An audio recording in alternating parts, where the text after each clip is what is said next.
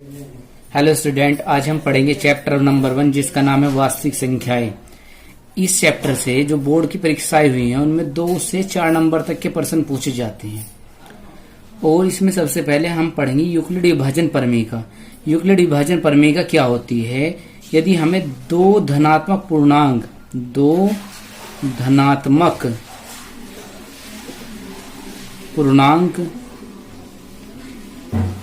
ए व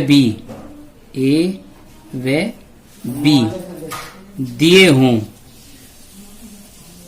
और हमें क्या करना है, ए को भाग करना है किससे? बी से।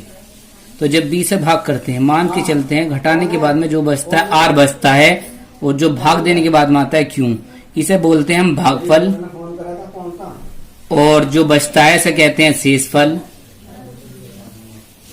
और जिसको हमने भाग दिया उसे बोलते हैं हम भाजक, जिससे भाग दिया हमने। और जिसको भाग दिया उसे बोलते हैं भाज्य। तो यूक्लिड विभाजन प्रमेय के अनुसार ए यानी भाज्य किसके बराबर होता है? बी क्यों यानी बी गुणा क्यों प्लस आर। और जहां आर का जो मान होता है, जहां आर जो बचता है, शेष जो बचता है, वो 0 भी बच सकता है, 0 से बड़ा भी बच सकता है, लेकिन छोटा बचेगा जिससे भाग दे रहे 20 है। हमेशा जो शेषफल बचेगा वो छोटा बचेगा। किससे बचेगा? छोटा, जिससे हमने भाग दिया है। जैसे अगर हम 7 को भाग देते हैं, किससे भाग देते हैं? 5 से। तो 5 ही कम 5, बचता कितना है? 2। तो 2 शेष जो बचा है वो किससे बचा है? छोटा, 5 से। तो इसे हम ऐसे लिख सकते हैं, बी ए बराबर यानी 7 बराबर 5 गुणा 1 प्लस 2, यानी 5 कम 5 और 2 7। यूक्लिड विभाजन प्रमेय का क्या है? सत्यापन होता है इस तरीके से। और यूक्लिड विभाजन एल्गोरिथम, यूक्लिड विभाजन एल्गोरिथम।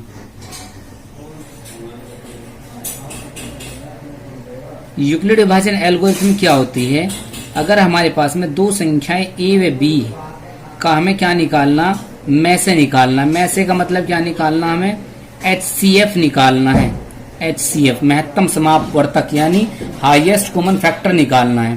तो इसके लिए हम क्या करते हैं, जोन सी भी इनमें बड़ी संख्या है, अगर इनमें जोन सी बड़ी संख्या है उसे अंदर रख लेते हैं। अगर मान के चलते हैं कौन सी बड़ी संख्या है? ए है, तो ए को अंदर रख लेते हैं। ए बड़ी है किससे? 20 है, तो ए को अंदर रखेंगे, बी को बाहर, और भाग देते हैं।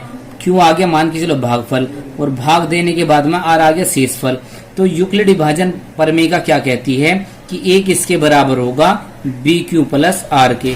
और यदि आर का मान 0 आता है, तब ए व बी का जो में से होगा, में से जो होगा वो कितना होगा? ए बी का में से जिससे हमने भाग दिया बी होगा।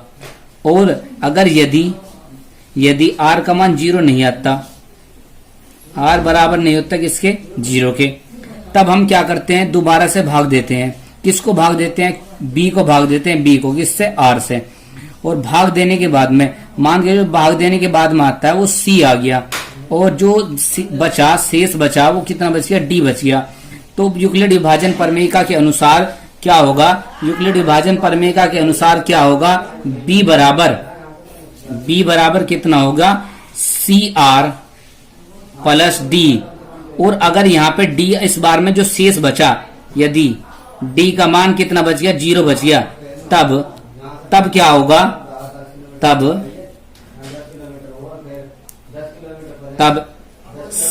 ए व बी का में से जो होगा, में से कितना हो जाएगा? आर होगा, जिससे हमने लास्ट में भाग दिया। ए व बी का में से कितना हो जाएगा? आर। तो यहाँ पे ए व बी का में से कितना आएगा? आर आएगा। कब? जब डी का मान 0 हो। जब डी का मान कितना होगा? 0। अगर यहाँ पे फिर शेष 0 नहीं बचता, पुनः दोबारा इसी तरीके से भाग करते हैं। जब तक शेषफल 0 ना बच जाए तब तक क्या करते रहते हैं? इसी तरीके से भाग करते रहते हैं। और जब लास्ट में शेष 0 बच जाएगा और जिससे हमने भाग दिया है वही क्या कहलाएगा? हमारा HCF यानी कि में से कहलाएगा।